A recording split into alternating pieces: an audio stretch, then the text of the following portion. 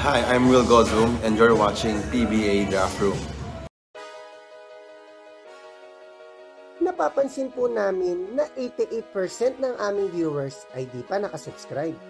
Kaya kung nagustuhan nyo naman po yung video, bilang tulong lang sa aming channel, ay hinihiling lang po namin na pakipindot ang like, subscribe button at notification bell.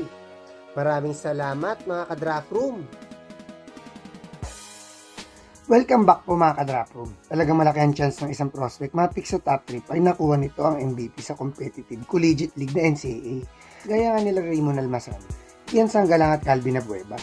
Maging top 3 pick din sa malalim na draft ang plano ng featured player natin ngayon. Siya po ay 6'6" power forward na si Will Gozum. Si Will ay unang naglaro ng high school ball sa UPIS. Pero after ng 2 seasons dito ay nag-transfer siya sa Mapua Red Robins.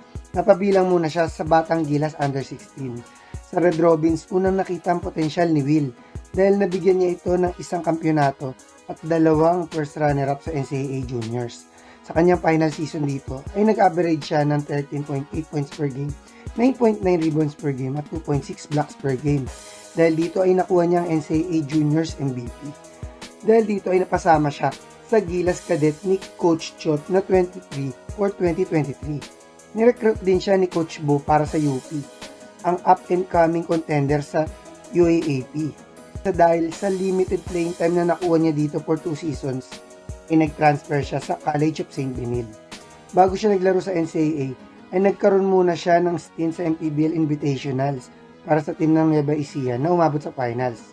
Pero sa unang season pa lang ni Will sa Blazers, ay tinulungan niya agad ito makapasok sa play-in tournament.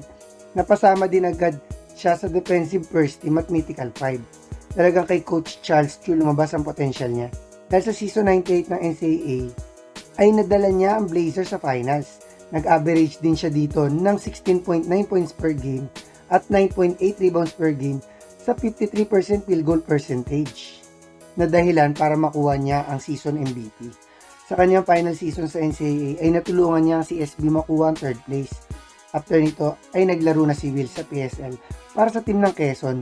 Bilang main inside operator ay binuhat niya ito makuha ang kampyonato. Ang laro ni Will ay may kukumpara ko kay Ranidel de Ocampo dahil sa kanyang reliable outside shooting. Meron din siyang great footwork na maasahan sa high post at low post gaya ni Ranidel. May shades din siya ng pagka-Benji Paras dahil sa upper body strength at athleticism. Currently ay naglalaro si Will sa MPBL para sa Quezon.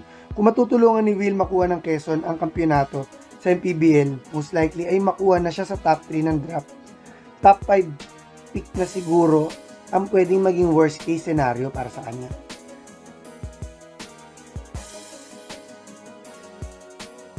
Hanggang sa susunod na lang mga ka-Draft Room.